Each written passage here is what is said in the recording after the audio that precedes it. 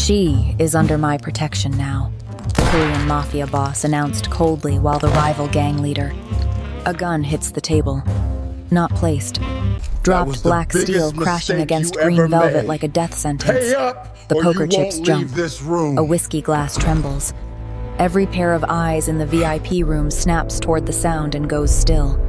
William Hardwick is standing at the head of the table. His dark patterned silk shirt is unbuttoned low enough to show the thick gold chain on his chest, and his body is bent forward over the felt like a predator that has already decided how this ends. One massive hand is planted flat on the table, 2 inches from the gun. The other is pointing across the chips, across the scattered cards at a woman. The woman in the red dress. Her name is Angie Avant, and 48 hours ago she was sitting in a fluorescent-lit office in Chicago with a spreadsheet that did not add up. Now she is standing in an underground casino in East Asia, and the man who owns every dirty dollar in that spreadsheet is reaching for a gun to end her life. Her red silk dress catches the low chandelier light. Her braids are pulled into a high, immaculate ponytail. One strap has slipped off her shoulder. She has not fixed it. She is watching Hardwick's hand hover over the weapon, and every thought in her mind has narrowed to a single point. He is going to kill me in front of all these people, and not one of them is going to stop him. She is right about the first part. She is wrong about the second. Hardwick wraps his fingers around the grip. "You stole from me," he says, his voice low and wet with rage. "You copied my ledger, you ran like a rat, and you thought you could hide in his city?" He lifts the gun, levels it at her chest. Nobody steals from me and breathes. An arm extends between them. A single, perfectly tailored arm cutting through the space between Hardwick's weapon and Angie's body like a steel barricade. The sleeve is dark charcoal, pressed to a razor crease. The cuff is white, crisp. The hand at the end is open, palm facing, Hardwick not pushing, not grabbing, just there, immovable. The room goes silent in a way that has texture. Ryeo Jin-Sang steps forward. His dark suit is immaculate tailoring that doesn't come off a rack, measured in a private room with a locked door. A dark tie sits perfectly knotted against a crisp white shirt. Not a wrinkle, not a bead of sweat. His face is composed with a stillness so complete it becomes its own kind of violence. His eyes are fixed on Hardwick dark flat, assessing the man the way a chess player studies a board 3 moves before checkmate. He does not raise his voice. She is under my protection now. 6 words, barely a whisper. And every armed man in that room shifts their weight not toward Hardwick, away from him, because they know whose casino this is. They know whose floor they are standing on. And they know that the last 3 men who crossed one of Jin-Sang's lines were never seen again. Hardwick's lip curls. Your protection? She stole classified records from my operation. She is mine. She is standing in my establishment. Jin-Sang's tone does not change. That makes her my guest, and you are pointing a weapon at my guest. Behind Jin-Sang, Angie's trembling hand lifts and comes to rest against the fabric between his shoulder blades. She can feel the heat of his body through the wool. She can feel that he is completely, impossibly still. There is a gun pointed at both of them, and this man is relaxed. She does not understand him. She does not trust him, but her hand stays. Hardwick leans over the felt, his gold chain swinging. You don't know what she has. What she took is worth more than this building. You're starting a war over a woman you've never met. Jin-Sang is quiet for 2 seconds. 2 seconds that feel like a held breath. Then it will be a very expensive war, and you will lose it. From the shadows they emerge. Jin-Sang's guards step into the light from every doorway, every curtained alcove dressed in black, silent, hands at their sides. Not one has drawn a weapon. They don't need to. The geometry of power has been redrawn in a single sentence, and Hardwick is standing on the wrong side. Hardwick looks at the guards, at Jin-Sang, at Angie, one long, scorching look that promises everything a look can promise without words. His hand tightens on the gun until his knuckles crack. Then he lowers it. Not because he is afraid, because dying tonight means he cannot kill her tomorrow, and he fully intends to kill her tomorrow. This isn't over, he straightens. You just bought yourself a war, Jin-Sang. I've fought wars before, Jin-Sang replies, his arms still raised. You have not fought me. Hardwick turns. His men fall in behind him. The heavy oak doors open, flooding the room with the distant chime of slot machines, the murmur of a world that has no idea what just happened. The doors close. The silence returns. Jin-Sang lowers his arm. He turns. And for the first time, he looks at her not as a target, not as leverage, but as something he has just claimed, something he will now have to keep alive, something about to cost him more than he has calculated. His expression does not soften, but something behind his eyes shifts a flicker, like a crack forming in a wall that has held for years. Can you walk? He asks. It is not a gentle question. It is a logistical one. Angie swallows. Her hand is still on his back. She pulls it away slowly. Yes. Then walk. He turns toward the side exit. He does not offer his arm. He does not look back. He simply moves, and behind him the air shifts an opening, a clearing, a space that has no name but that she recognizes the way anyone recognizes an outstretched hand in the dark. It is hers if she chooses it. Angie looks at the poker table, at the gun impression still pressed into the velvet, at the scattered chips, at the world she used to understand numbers, ledgers, clean lines of a bright office 6,000 miles away crumbling into something dark, violent, and irreversible. She picks up the hem of her red dress. She follows him. Before we continue, I want to welcome you.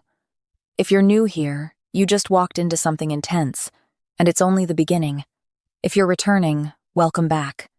Subscribe to see how this unfolds and comment where you're watching from. I would love to say hello to you, just to know how far our story is going. 3 weeks before a Korean crime boss put his body between her and a bullet, Angie Avant was sitting in a rented office on the 14th floor of a building on South LaSalle Street in Chicago, and she was staring at a number that should not exist. The number was $4.2 million. It appeared on a wire transfer routed through a shell company in the Cayman Islands, bounced to a holding account in Macau, and landed in the operating budget of a freight logistics company that, according to its tax filings, moved agricultural equipment across Southeast Asia.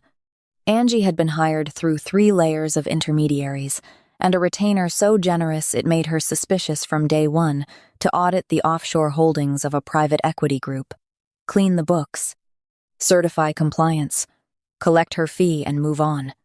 She should have moved on. But Angie Avant did not become the youngest black woman to earn a forensic accounting certification in the state of Illinois by ignoring numbers that did not add up. She pulled the thread. She followed the $4.2 million backward through 6 shell companies, 4 countries, and a web of falsified invoices so intricate it would have taken most auditors a year to untangle. It took her 11 days, and on the 11th day, sitting alone at 2 a.m. with takeout containers growing cold on her desk, she found the ledger. It was buried in an encrypted partition on a server she should never have been given access to. Later, she would realize that was the point someone inside the organization had wanted her to find it. Someone who needed the information out and needed a civilian to carry it. But in that moment, all Angie knew was what the numbers said. And what the numbers said was that the private equity group was a front. The freight company was a front. The agricultural equipment was people, women, girls, routed through ports in Myanmar and Cambodia, sold through networks in 6 countries, and the profits laundered back through the very accounts she had been hired to certify as clean. The name at the top of every authorization, every wire, every kill order buried in the metadata of those transfers was William Hardwick. She did not know the name.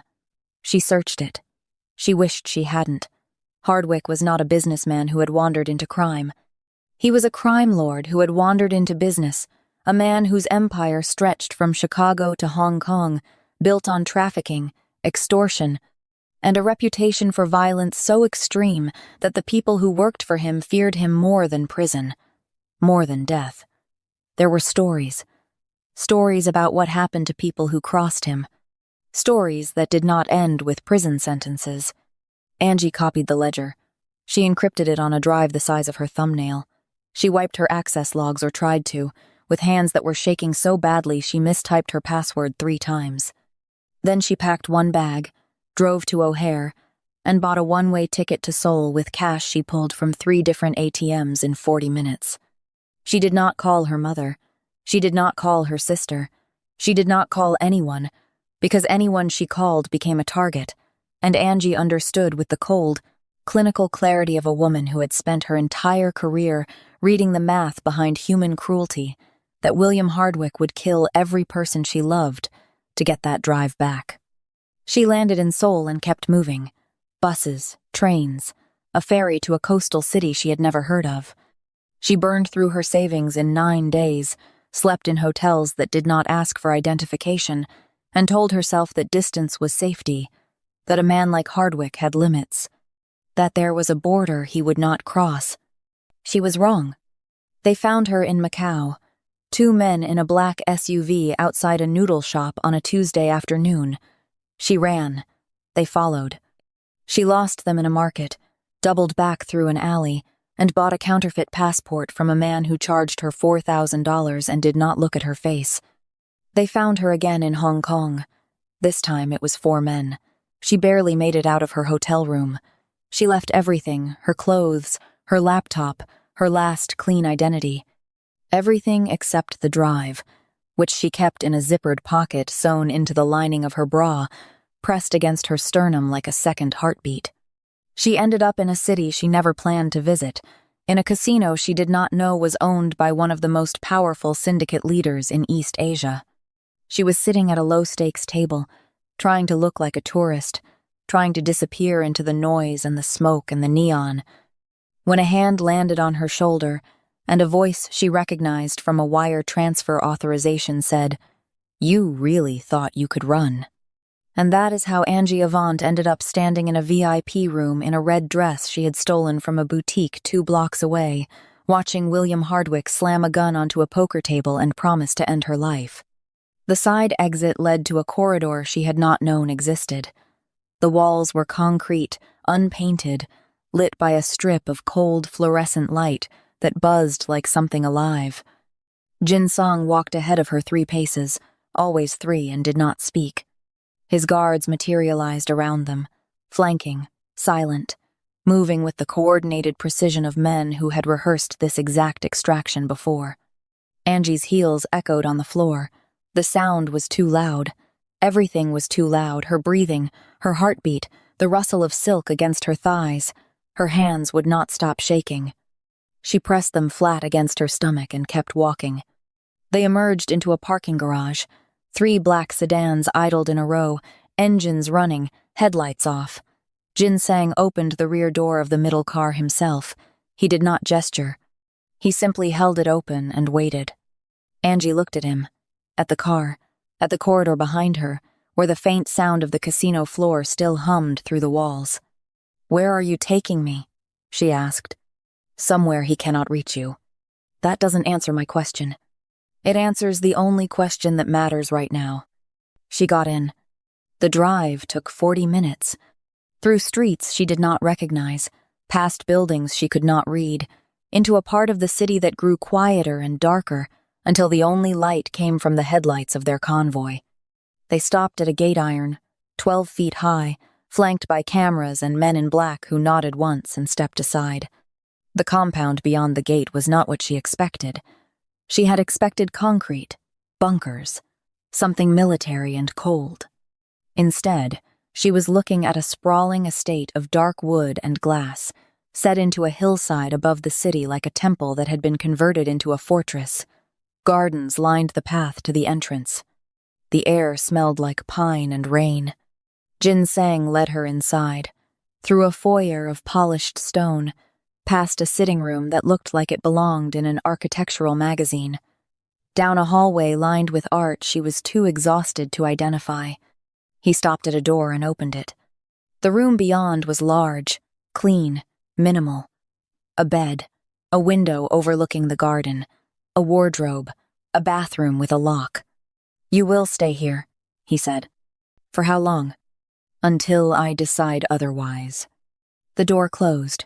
She heard no lock engage, but she understood with the instinct of a woman who had spent her life reading the fine print that the absence of a lock did not mean the absence of a cage. She lasted 14 hours before the first argument. It happened in his study, a room of dark wood and floor-to-ceiling windows where Jin-Sang sat behind a desk reviewing documents as if the previous night had been a minor scheduling conflict. Angie walked in without knocking. She was wearing clothes that had been left for her simple, expensive, not hers, and her braids were loose around her shoulders. "I'm not staying here," she said. Jin-Sang did not look up. "You are. I am not your prisoner. I am not your property. I did not ask for your help and I do not owe you obedience." Now he looked up. His eyes met hers, and the stillness in them was the same stillness she had seen in the VIP room, controlled, measured, utterly without warmth. "You are alive," he said, "because I allowed it. You will remain alive because I continue to allow it. If you leave this compound, Hardwick's people will find you within 6 hours. They will not bring you back to a poker table. They will put you in a room with no windows and no witnesses, and they will take their time. So when I tell you that you will stay here, understand I am not asking." The words landed like stones. Angie's jaw tightened. Her fingers curled at her sides. She wanted to argue. She wanted to throw something. She wanted to tell this man, this stranger, this criminal, this person who had inserted himself into her nightmare without invitation, that she had survived on her own for 3 weeks across 4 countries, without anyone's protection. But the math was the math, and the math said he was right. "I want access to a secure terminal," she said, "and I want to know why you saved me." Something shifted in his expression. Not a softening, something more like recognition, the faint surprise of a man who expected compliance and received negotiation instead. "You will have your terminal," he said. He returned to his documents. "As for why, you will know when it is time for you to know." She stood there for 3 more seconds. She noticed the way his pen moved across the page, precise, unhurried. She noticed the line of his jaw in the window light. She noticed, and she hated herself for noticing, because this was not a man to be noticed. This was a man to be survived. She turned and walked out. She did not close the door gently. He gave her the terminal on the second day. It sat in a reinforced room beneath the east wing, close enough to his study that his guards could monitor her access, deep enough underground that the signal was untraceable. Angie spent 16 hours on it without stopping, pulling apart the ledger she had carried across an ocean, mapping every transaction, every shell company, every name. On the 3rd day, she found it. She found it buried in a transfer from 2014, a payment of $1.8 million routed through a defunct holding company in Busan, earmarked with a code she had seen on only one other document in the entire ledger, an internal kill order. The target was not named in the file, but the date of the transfer, the location of the holding company, and the routing number of the receiving account all pointed to a single event that she cross-referenced through 3 public databases in under an hour. The assassination of Ryeo Jin-Sang, Jin-Sang's father, killed in a car bombing in Busan 8 years ago, officially unsolved. Unofficially, according to every piece of data in Angie's hands, ordered and paid for by William Hardwick. She printed the page. She walked into Jin-Sang's study. She placed it on his desk without a word. He read it. His face did not change. His hands did not move. He sat perfectly still for a very long time, and then he looked up at her, and for the first time since she had met him, his eyes were not cold.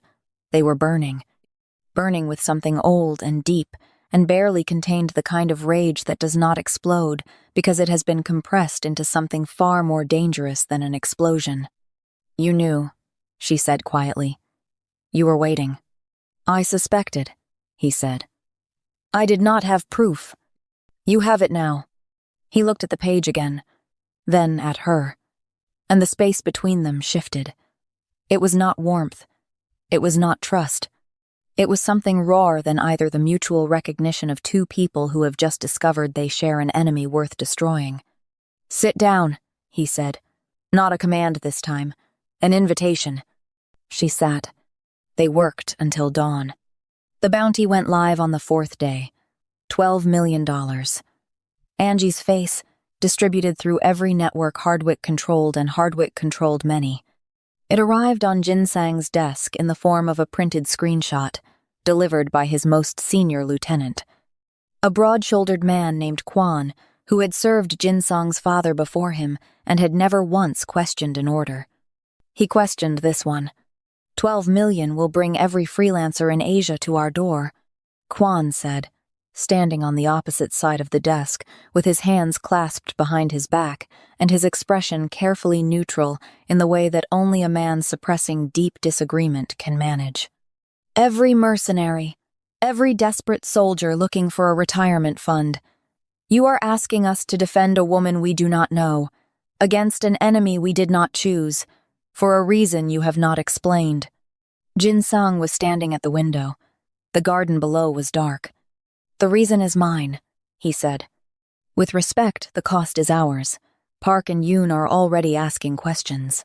If the men believe you are risking the syndicate for a personal matter for a woman, then let them come to me with their questions. Kwon was silent. Jin-Sang turned from the window. She has something Hardwick will burn this city to recover. And she has something I have spent 8 years searching for. The woman stays. The compound holds. And anyone who disagrees with that decision is welcome to take it up with me personally. Kwon studied his boss for a long moment. He had known this man since he was a boy. He had watched him bury his father with dry eyes and assume control of an empire at 23 without flinching. He had never seen him protect anything that was not an asset. He was not sure what he was seeing now. Understood, Kwon said. He turned and left. Jin-Sang stood at the window a moment longer. Somewhere beneath the east wing, behind a locked door she had locked herself, Angie Avant was sitting at a terminal, dismantling the financial architecture of a man who wanted her dead.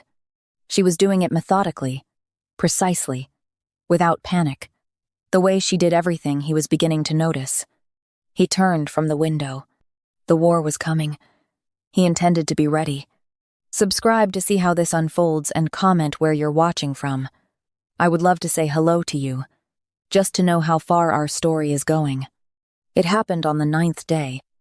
Jin-Sang found her in the east corridor at 6 in the morning, standing in front of the window with her arms crossed and her reflection staring back at her like a woman she was still trying to recognize. She had not slept. He could tell by the way she held her shoulders high, tight, carrying weight she refused to set down. Come with me, he said. He did not tell her where. She followed anyway, and she noticed with a flicker of something she did not want to examine that she had stopped hesitating when he asked her to move. He took her deeper underground, past the reinforced steel door that required his palm and a 6-digit code, past the room where her terminal hummed behind its own locked door, to a space at the far end of the sublevel she had not known existed.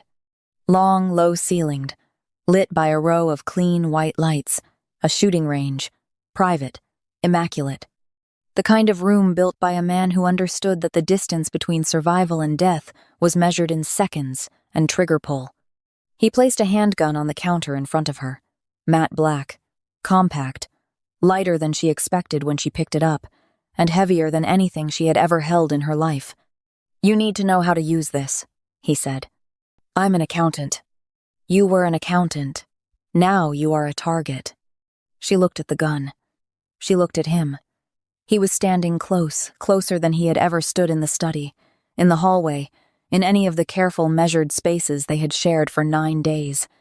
Close enough that she could smell the faint scent of his cologne, something clean and dark, like cedar after rain. Close enough that when he reached forward to adjust her grip, his fingers closed around hers, and neither of them pulled away. Here, he said. He repositioned her thumb. His hand stayed. Your stance is wrong. Wider. Weight forward. She adjusted. His palm pressed against the small of her back. A correction. Mechanical. The kind of touch an instructor gives a student, except his hand lingered 2 seconds longer than instruction required. and she felt the heat of it spread through the thin fabric of her shirt like a current finding ground. She fired. The recoil jolted through her arms. The shot went wide. "Again," he said. She fired again. Closer. Again. The third shot hit the target. Not center, but close enough. She lowered the gun and turned her head, and he was right there, his face inches from hers, his eyes no longer cold, no longer flat, no longer the eyes of a man reading a room for threats. He was looking at her the way he had looked at her that first night in the VIP room, except now there was no poker table between them, no gun pointed at her chest, no room full of armed men watching. There was only the two of them, and the ringing silence of the last shot fading into the concrete walls. "You learn fast," he said. "I've always been good with numbers," she said. "Trajectory is just math." The corner of his mouth moved. Not a smile. Something smaller. Something rarer. The ghost of an expression that his face had forgotten how to make. She turned back to the target. She raised the gun. His hand was still on her back. She did not ask him to move it. They went into the city 12 days after the standoff. Jin-Sang had resisted every instinct in his body, every protocol his syndicate had drilled into him since he was old enough to understand what the family name meant, said to keep her inside the compound walls. But Angie needed access to a physical banking terminal that could not be replicated remotely, a hardware-encrypted node in the financial district that would let her map the last layer of Hardwick's offshore architecture. Without it, there would be gaps. Gaps meant escape routes. Escape routes meant Hardwick could rebuild. So they went. 2 armored vehicles, 8 guards. Jin-Sang in the lead car with Angie beside him, her laptop bag on her knees, and the thumb drive in its zippered pocket pressed against her chest. The financial district was glass and steel and midday crowds. The node was in a building on the corner of a street she could not pronounce, 3rd floor, behind a door that required a keycard Jin-Sang produced from his jacket without explanation. She worked fast. 15 minutes, maybe 20. Her fingers moved across the keyboard with the same precision.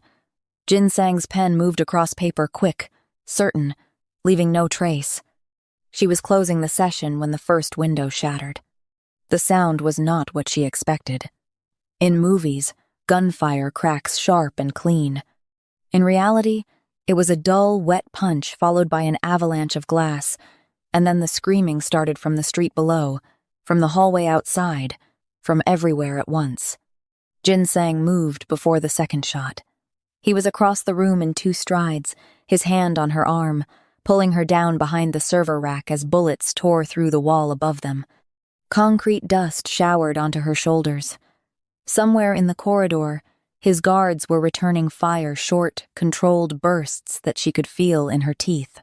"Stay down," he said. His voice was the same. Low, unhurried, as if gunfire were weather. He drew his weapon and moved toward the door. He was 3 steps away from her when the window behind them exploded inward, a second shooter, elevated position, firing from the rooftop across the street, and Angie saw it before he did. The red dot skating across the back of his jacket, settling between his shoulder blades like a period at the end of a sentence. "Jin-Sang." He turned at her voice. The bullet meant for his spine hit him in the left shoulder instead. The impact spun him sideways. He hit the wall. His gun clattered to the floor. His hand came up to the wound, and his fingers came away red. And for one terrible second, his eyes met hers, and she saw something she had never seen in them before, not pain, not fear, but the cold, clear awareness of a man calculating whether he can still keep a promise with a hole in his body. He picked up the gun with his right hand. He stepped in front of her. Blood soaking through the charcoal wool of his suit, his left arm hanging, his jaw clenched so tight the muscles in his neck stood out like cables, and he stood in front of her. Again, the same stance. The same immovable barrier, as if the bullet had changed nothing, as if this was simply what he did. His guards breached the corridor 30 seconds later. The shooters were neutralized in under 2 minutes. The ride back to the compound was silent except for the sound of Jin-Sang's breathing, which was steady and measured and gave away nothing except a faint almost imperceptible tightness on the exhale that told Angie the pain was worse than he would ever admit. She sat beside him in the back seat. Her hand found the blood-slicked one, the one that had held a gun in front of her body for the second time, and she held it. He did not pull away. He did not look at her. But his fingers tightened around hers, once, briefly, and that was enough. She started the counterstrike that evening while his surgeon was still stitching the wound.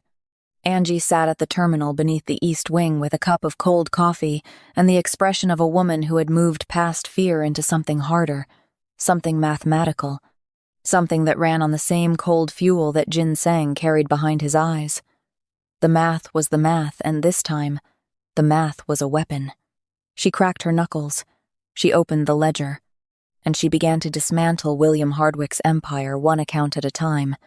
The first freeze hit his primary operating fund, $86 million locked behind a regulatory flag she manufactured using his own falsified compliance documents. The second hit his European holdings. The third, his Southeast Asian pipeline. She worked for 14 hours straight, mapping, flagging, freezing, draining. She routed the regulatory alerts through 7 different financial authorities in 4 countries, each one triggering an automatic investigation, each investigation generating a freeze order, each freeze order locking another door in Hardwick's financial architecture until the man who controlled a billion-dollar empire could not access a single liquid dollar. By midnight, Hardwick's phone was ringing in boardrooms that would not answer. His accountants were sending emails that bounced. His shell companies were collapsing like dominoes, one after another, each one taking the next with it in a chain reaction that Angie had designed with the same precision she had once used to certify books as clean. She was not cleaning anymore. She was burning. Jin-Sang watched from the doorway of his study, his left arm in a sling, his face unreadable. He watched her work the way he watched everything, with complete attention and absolute stillness. But when she finally pushed back from the terminal and turned to face him, her eyes bright with exhaustion and something fiercer than exhaustion, he said something he had never said to anyone in the history of his leadership. "Thank you." Angie looked at him, at the sling, at the blood that had seeped through the bandage and dried in a dark crescent on the white fabric, at the man who had taken a bullet for her and was now thanking her for a spreadsheet. "He'll come," she said. "When he realizes he can't buy his way out, he'll come here. Personally." "I know," Jin-Sang said. "Are you ready?" He looked at her for a long moment. "Are you?" She turned back to the terminal. "One more transfer," she said. "Then his accounts are at 0. Every dollar, every cent, every empire he built on blood. Do it." Her fingers hovered over the key. "When I press this, he has nothing left to lose. Then we make sure he has nothing left at all." Hardwick came on the 15th night. He came with everything. Every soldier, every mercenary, every desperate gun for hire his collapsing empire could still command. They hit the compound from 3 sides: the east gate, the garden wall, and the service entrance beneath the north wing. Jin-Sang had learned 2 hours earlier that the entrance's location had been sold to Hardwick by Yoon. One of the lieutenants Kwan had warned him about. Yoon had been dealt with quietly. The entrance had not been sealed. Jin-Sang left it open deliberately, funneling Hardwick's men into a corridor lined with his best shooters. The explosion started at 2:47 a.m. The power went out 4 seconds later. The backup generators kicked in at 6 seconds, bathing the estate in the cold blue glow of emergency lighting. Angie was at the terminal beneath the east wing. She had 1 transfer left, the final drain, the last account, the keystone that would bring the entire structure down. Her fingers were moving. The screen was flickering. Somewhere above her, the ceiling shook as a second explosion ripped through the upper floor, and fine debris sifted down into her hair like gray snow. Jin-Sang was upstairs. He met Hardwick in the main hall, the room with the floor-to-ceiling windows, the polished stone, the art on the walls that was now cracked and falling from the force of the blast. Hardwick came through the shattered front entrance with a gun in each hand and the look of a man who has lost everything and intends to take the whole world down with him. His silk shirt was torn. His gold chain had been ripped away as he breached the entrance, caught on a jagged shard of the blown-out doorframe, and snapped from his neck like the last thread of the man he used to be. His face was streaked with soot and sweat, and something animal and absolute. "Where is she?" Hardwick screamed. His voice cracked. The composure was gone, the predatory calm, the calculated menace. All of it stripped away by 2 days of watching his empire dissolve into frozen accounts and legal investigations, and phone calls that no one would return. What was left was raw, primal, a man reduced to the single burning need to destroy the thing that destroyed him. Jin-Sang stepped forward. His left arm was out of the sling. The wound had not healed. He did not care. "She is where you cannot reach her," he said. The same words, the same tone, the same absolute stillness. Hardwick fired. Jin-Sang moved. The bullet took a chunk from the stone pillar behind him. Jin-Sang closed the distance in 3 strides and hit Hardwick's gun arm with a strike so precise and so savage that the weapon spun across the floor, and Hardwick's wrist bent at an angle that was not natural. What followed was not a fight. It was a reckoning. They crashed through furniture, through glass, through the wreckage of a room that had been beautiful 6 minutes ago.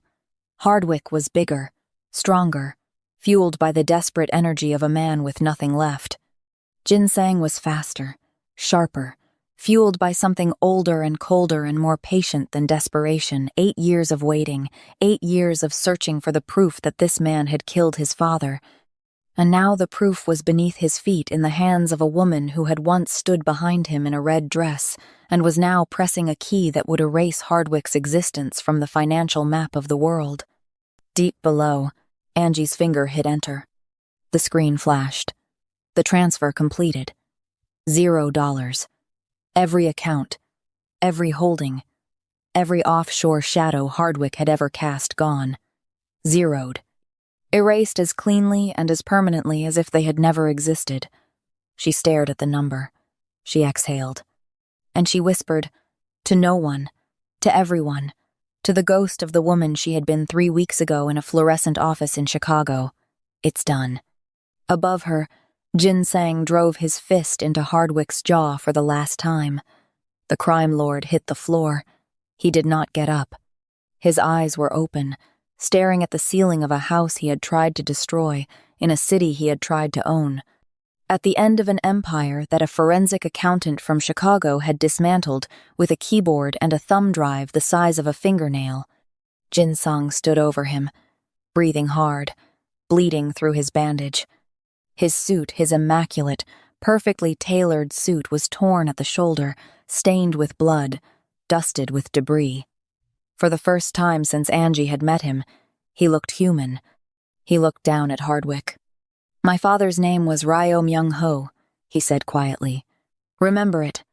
Hardwick said nothing. Hardwick would never say anything again. They found each other in the garden at dawn. The compound was damaged but standing. The fires had been put out. The bodies had been removed. Jin-Sang's men were moving through the wreckage with the efficient, grim professionalism of people who had done this before and would prefer not to do it again. Angie was sitting on a stone bench beneath a pine tree, still wearing the clothes she had worked in all night, her braids loose, her hands still. She was looking at the city below, the lights coming on as the sun rose, the ordinary world waking up to an ordinary morning, completely unaware that somewhere on a hillside above them, an empire had ended. Jin-Sang sat beside her. His arm was back in the sling. There was a cut above his eyebrow that someone had closed with 3 small strips of medical tape. He sat the way he always sat, straight, composed, occupying space with the quiet authority of a man who had earned every inch of it. They did not speak for a long time. The silence was different now. Not the silence of the VIP room, heavy with threat. Not the silence of the compound, taut with distrust. This was the silence of 2 people who have walked through something together and come out the other side, and are still learning what the other side looks like. "What happens now?" Angie asked. Jin-Sang looked at the city. "Hardwick's network will collapse within the week. The authorities have enough to dismantle what remains. His lieutenants will scatter. Some will be arrested. Some will disappear. None of them will come for you. And your syndicate? He was quiet for a moment. I have spent my entire life in the shadows, building what my father built, protecting what he protected, destroying what threatened it. He paused. I am tired of the shadows. Angie looked at him, at the cut on his brow, at the blood dried on his collar, at the hands that had killed a man 6 hours ago and were now resting on his knees, still and open, as if they were waiting for something gentler to hold. You're stepping down, she said. Not a question. I am stepping into something else, something legitimate, something that does not require rooms with no windows. He turned to face her. I could use a forensic accountant. The corner of her mouth lifted. Just barely. Just enough. Is that a job offer? It is whatever you need it to be. She studied his face for a long moment, then looked down at her hands. I found something on the terminal, she said. During the attack. While I was finishing the final transfer, I saw a secondary routing sequence, one I didn't build. Somebody had been quietly funneling money into a set of private accounts registered under a name I didn't recognize. An alias, but the encryption signature matched your personal servers. Jin-Sang said nothing. His jaw tightened. You moved your syndicate's emergency reserves into accounts only I could access, Angie said. Her voice was steady, but there was something underneath it, a tremor she was barely holding in place. Untraceable funds, enough to disappear completely, to start over anywhere in the world. She turned to face him. You did it before the siege. Before you knew whether you would survive the night.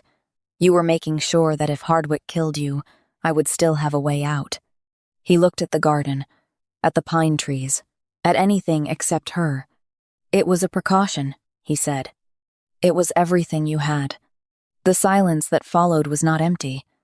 It was full of the weight of what he had done without telling her, without asking for credit, without expecting to be alive to hear her say she understood. He had built her an escape route out of his own empire's bones, and he had done it the way he did everything, quietly, precisely, and without a single wasted word. She looked at him, at this man who had put his body between her and a bullet, twice, who had taken a slug in the shoulder and stood back up, who had avenged a father he never stopped grieving, and handed her the tools to save her own life without once asking for gratitude or submission, or anything except that she keep walking. She had spent her whole life refusing to need anyone, building walls so high and so thick that no one could get close enough to become a vulnerability. It was the only strategy that had ever kept her safe. And now she was sitting in the ruins of a gangster's garden, bruised and exhausted and alive, and the safest she had ever felt was next to a man who ran an empire from the dark. For the first time in 3 weeks, she thought about calling her mother, her sister, the people she had cut off to keep them alive. She could hear her mother's voice in her head, the sharp intake of breath, the long pause, and then the quiet, furious relief of a woman who had been waiting by a phone that never rang. Soon, she thought. She would call them soon. And this time, she would not have to lie about where she was or why she had disappeared. This time, she could tell them she was safe, and mean it. She reached over. She took his hand, the right one, the uninjured one, the one that had held a gun and signed documents, and adjusted her grip on a firing range with fingers that lingered longer than they needed to. He looked down at their hands. He looked at her. And for the first time, Ryeo Jin-Sang smiled. Not the ghost of a smile, not the faint crack in a wall. A real one, small, quiet. The kind of smile that costs a man like him everything, because it means he has decided to let someone in. Then let's build something, she said. He tightened his hand around hers. We already have. Can Jin-Sang keep his vow of protection when Hardwick's entire empire is hunting the woman standing behind him? And what is the real reason a Korean mafia boss risked a gang war to save a woman he had never met? Smash that subscribe button and turn on notifications because you do not want to miss what happens next. This story is about to get even more dangerous. Drop a comment. Do you think Angie can trust a man who lives in the shadows, or has she traded one predator for another? Like this video if you're already obsessed with this forbidden alliance that's turning into something neither of them planned. The next chapter drops soon, and trust me, you are not ready for what that ledger really contains. See you in the next one, if Angie survives.